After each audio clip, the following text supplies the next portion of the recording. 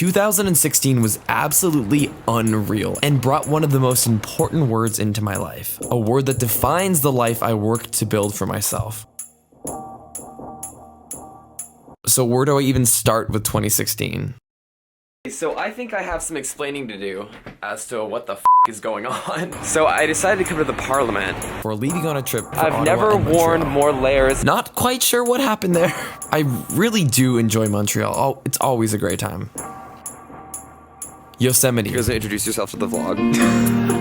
Stands testament to the power of the national parks. 5:30 in the morning, we're going to watch the sunrise. There is nowhere else like it in the world. I will always be down for a trip to Yosemite. What is one of the biggest aspects of my life that I shut away a lot from the internet is the fact that I'm still a college student. And in 2016, I really savored and appreciated the beauty of the life and friends that I've made over the past couple of years. My friends and I decided that we could drive all the way to Portland, Oregon in one day. 16 hours. Portland is weird, as always, but the nature is always stunning.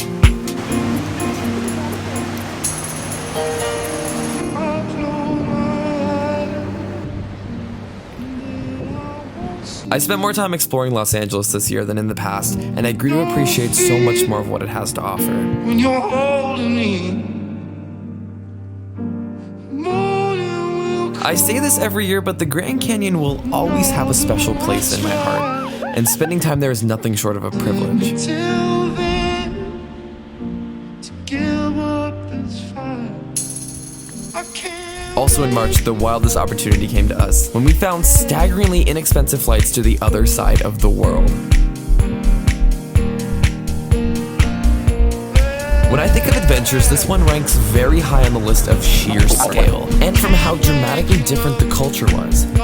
This being my first time in Asia, I was mesmerized by its energy, and feel very compelled to explore it more in the coming years.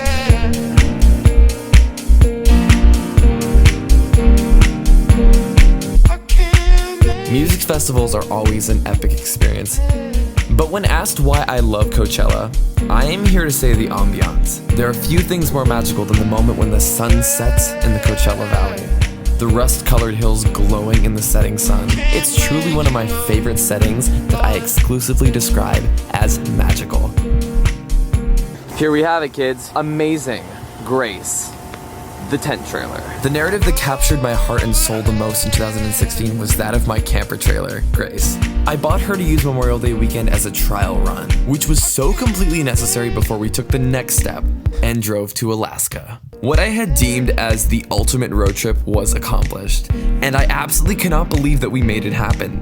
This was by far the most raw and rugged adventure that I had in 2016, and one of the most difficult journeys that I've ever had on the road. Getting to Alaska from Los Angeles in 5 days is not for the faint of heart.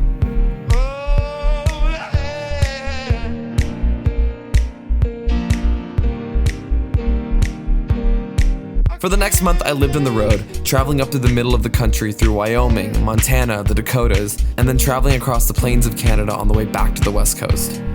Hours of flat canola and wheat fields. I got so accustomed to this life on the road and felt this lust and deep-seated romance with the journey as a whole. And the lifestyle of rustic make-it-up-as-you-go with a slight touch of a plan, the events that unfolded always left me in awe. As the final leg, we explored some of the best national parks in North America. Yellowstone, Teton, Arches, Grand Canyon, and Yosemite, with so many amazing moments along the way. I returned from this trip and had 5 days. 5 days to sell the camper and get my life in order before I left for 5 months in Europe. My first plan of attack in Europe was an 8-day road trip through southern Italy, stretching from Rome to Sicily and back.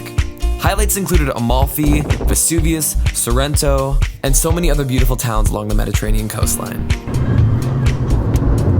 After this, we explored London and Dublin before saying goodbye to my #1 travel partner Anna and heading to the Isle of Wight in England.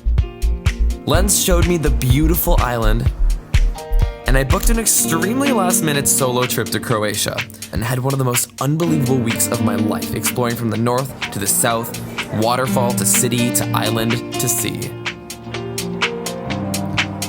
After this, flying to Florence was a bizarre feeling because I knew that this was going to be the start of me living in Florence the next 4 months, an experience completely different than anything I have ever known, filled with stories and experiences that I can tell but never fully explain. The first trip was Chianti, followed by the iconic Cinque Terre,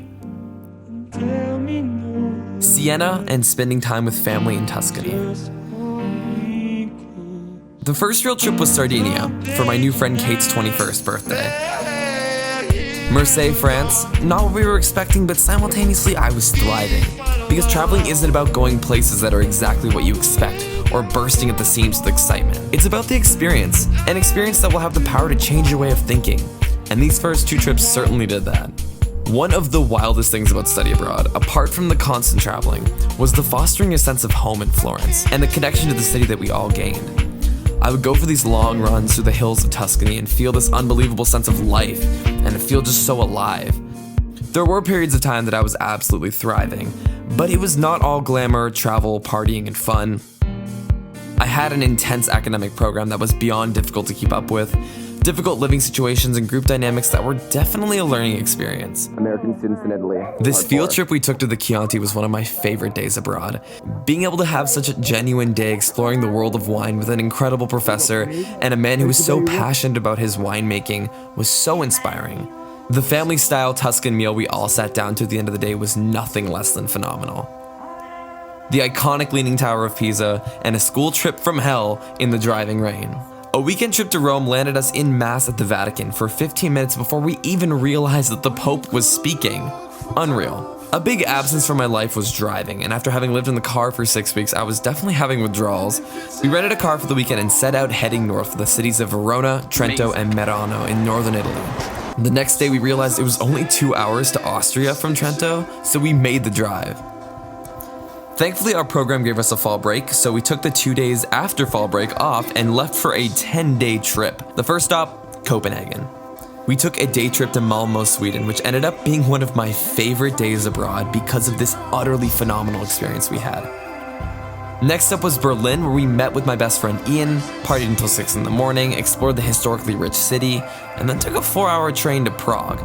Prague was wonderful because of its old world architecture, which has remained intact since its construction hundreds of years ago. The next week, an unbelievable 12 hours of travel and got us to Brussels. We took a day trip to Amsterdam, missed our return train, ended up having to wait for a bus that took 3 hours, but a day trip to Bruges the next day for waffles made up for it. Barcelona was iconic. Aaron Idelson was the best host, and we had an amazing weekend. I spent the day in Milan, and after a few more glorious weeks in Florence, we traveled to Budapest. And on the very last weekend, we spent the first half of the long weekend in Paris, and the second half in Florence.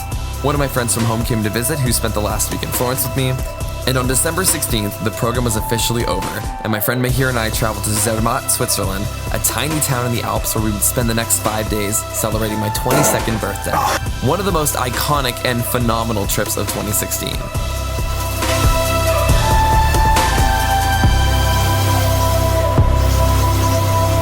After that, it was back to Florida for the Christmas holidays, and then the most wonderful of New Year's in one of my favorite places in the world, Vancouver, Canada. A year is a journey, a story, a period in time.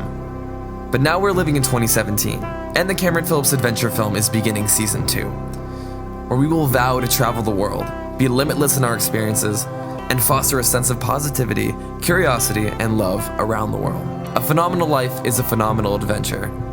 And this was a phenomenal Cameron Phillips adventure film. It might be over soon.